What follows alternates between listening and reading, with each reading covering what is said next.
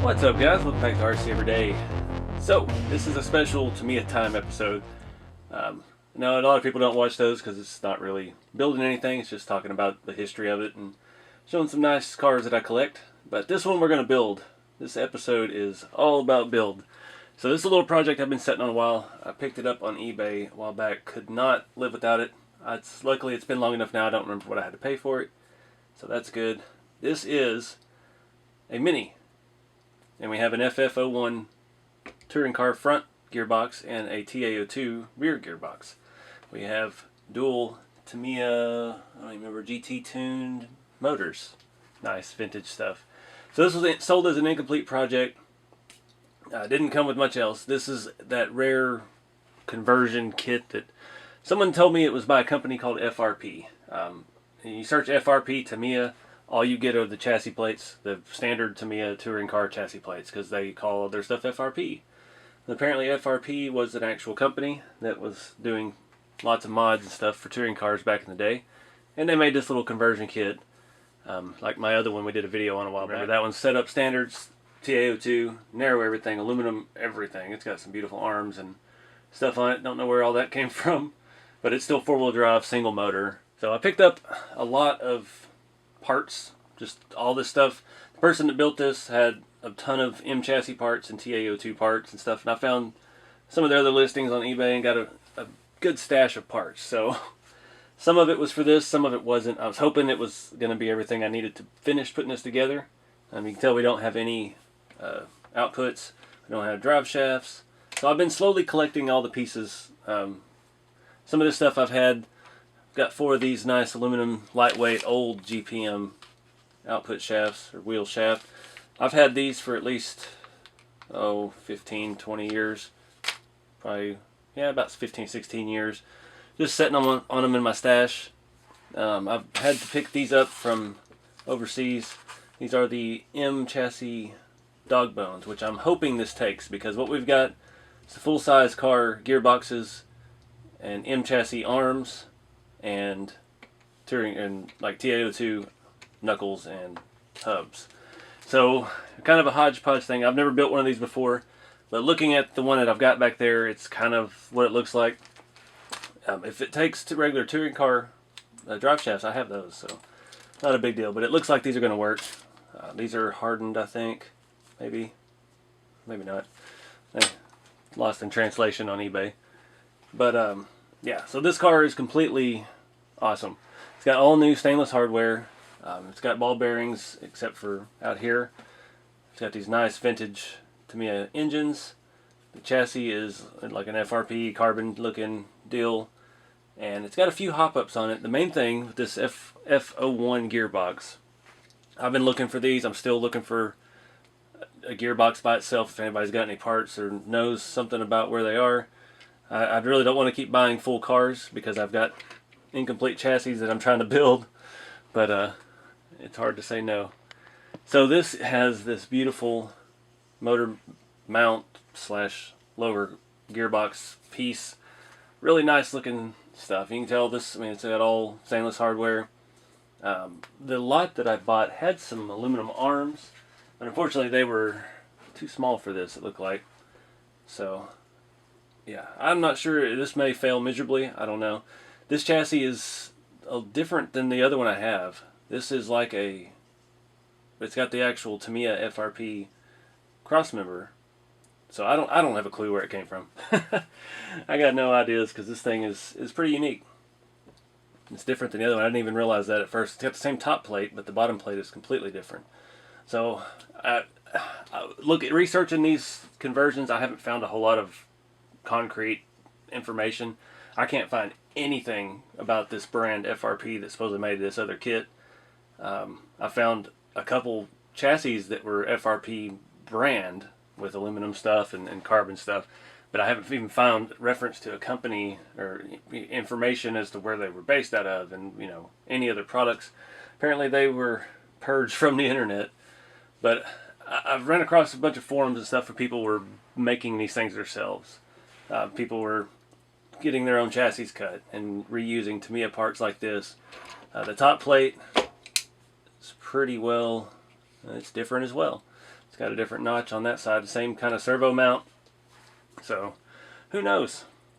You can see in the back it's just standard TaO2 stuff, but it was the black housing. Somebody spent some time and got everything matching nice and looks real good. So we've got to install a servo. I've got a servo horn. I've got ball bearings. I've got drive shafts. I've got output shafts. I also, in my box lot of miscellaneous stuff, have an aluminum rear gearbox cover. And I figured, I've got so many TaO2s, I wanted to throw it on all of them, but I figured since this one has this beautiful piece up front, and it also has the motor heat sink thing on the outside, it needed some aluminum on the back to balance things out. So it's going on here. But I've got all kinds of goodies. I've got another box up there of old Tamiya stuff, so we got plenty of things to tinker with and make work from what we got, hopefully. Aluminum hexes. It did come with these little wheels. These are Sweep Ultimate Competition tires. They're little rubber slicks, M chassis. We're going to use those because it came with them, and I don't have any other M tires sitting around. And also, it came with the Tamiya TLT, that one, dual motor speed controller. Not sure what to do with that. I'm not planning on running it in this video because I'm currently painting the body, and we'll touch on that more in a little bit. I didn't do filming any of it because I suck at painting Lexan, and luckily it doesn't look like it's turned out bad, so it will be usable. This had some off-brand, I can't remember, I've seen them on eBay. It's a Mini Cooper body, but it's got extra flared fenders, and they use them in racing and stuff over there, so in England. So I can't remember the brand name. It has a sticker on the window. Once I go get it in, I'll show you, but yeah, I think it's time to get started.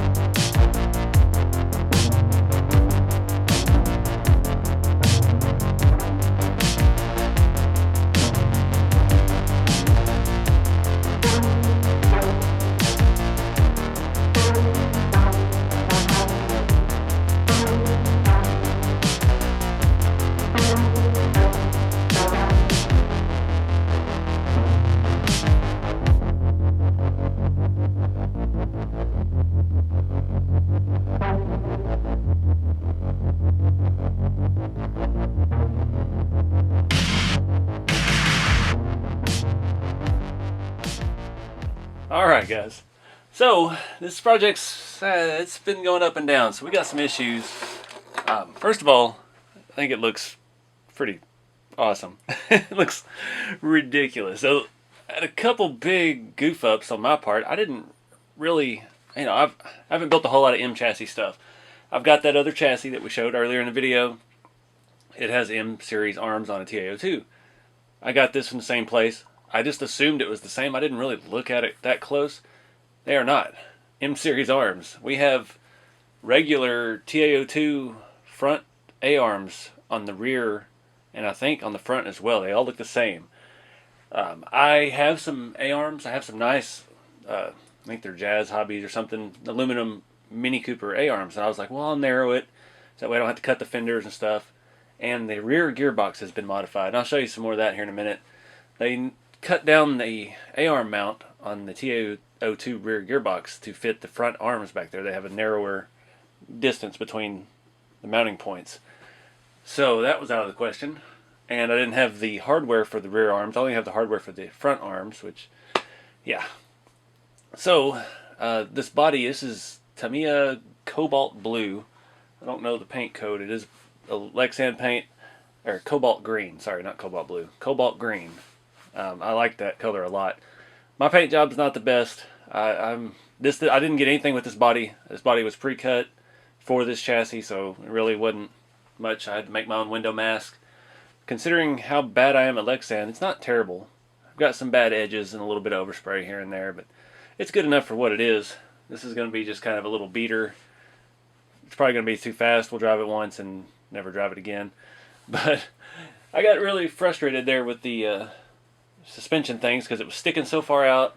But it actually works with this body. That's why this is that Fat Bodies, I think, is with the brand.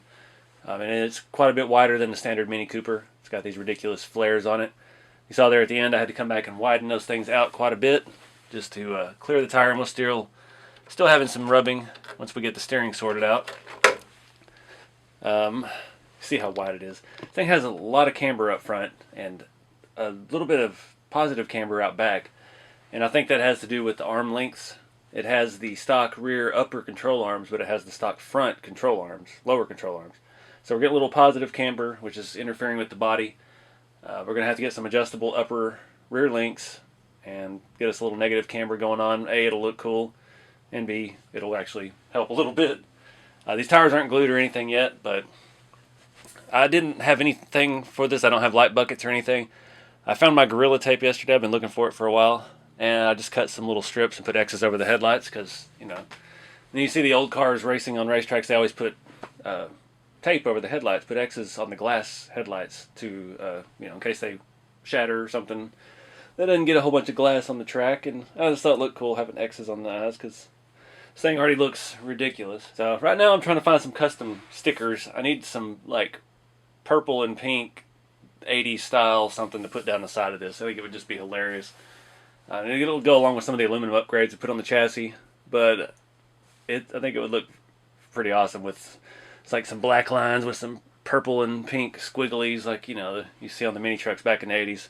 That'd be pretty cool. So issues I'm having right now that I'm held up on the suspension. You see I've shoved a bunch of spacers in the front, and we have 3mm of travel. And I get it doesn't need to be super high, but we're using full size 1/10 scale touring car suspension with M series tires. So obviously the proportions are off a little bit. They're made for a 1.9 with a street tire. These are 1.55, 1.6, somewhere around there. So that's an issue. Also, I've got these arms are so short up here for the steering. We've got a little bit of bad toe in, a little bit too much toe in. So another issue we're going to have to sort out.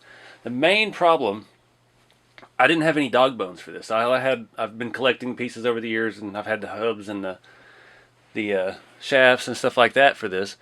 But I thought I needed the mini series, the M chassis dog bones, and those are too short. So in the rear, I was able to run standard TAO2 ones.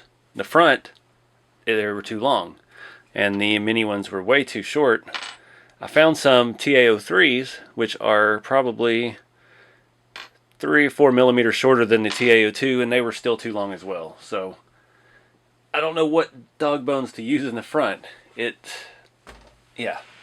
really don't know. It looks like standard TAO1 or 2 lower control arms, but I just don't know. It's got so much camber that could be. I mean, I could squeeze the TAO3 dog bones in if I didn't have camber, but at the same time, the camber looks cool and it kind of fits the build. It looks like it's some kind of ridiculous LS powered drift machine or something. So I don't know what to do there. Any suggestions? Please post them down below. What other dog bone sizes Tamiya has. I know like CCO1 is the same as the TAO2. All the arms and stuff are the same at least. I don't know if the dog bones are different length. I don't know if there's any other applications where they still have these metal sized dog bones. I know all the TTO2 or TTO1s and 2s have the giant goofy plastic dog bones and stuff like that. So that's the big hurdle right now, keeping us from going four-wheel drive. So in the process of digging through all my stuff looking for dog bones, I found I had an actual aluminum steering link. So this has a very tight steering. It's got ball bearings on this FRP chassis, and it had this plastic link there. All of my TAO2s had a little metal rod, had a lot of slop in them, and yeah, had that. I actually found some bushings to put in there. They were the right depth. Used some shorter hardware. Went to stainless so it matched everything. Did away with having these big old things on there because that let this rod rattle up and down and it caused a little more slop in the steering. So another accidental upgrade. That's something I've had that part for probably 15 years. It's been in my little red bin of Tamiya parts. One issue, it's not that big. I had a nice billet servo horn. Of course, it's only servo horns I have are crawler stuff. And I know somewhere I've got a stock Tamiya servo saver. It's shorter shaft than that. This one wouldn't fit. It was hitting the front of the gearbox mount. So I thought I measured it and looked at it and it would work, and I put it all together and it wouldn't go in the car. So I'd take it off for now. Got to do some shopping for that stuff. But other than that, I think we really need some better shocks. These shocks, I usually like the Tamiya shocks. I'm not sure that this set has any fluid in them.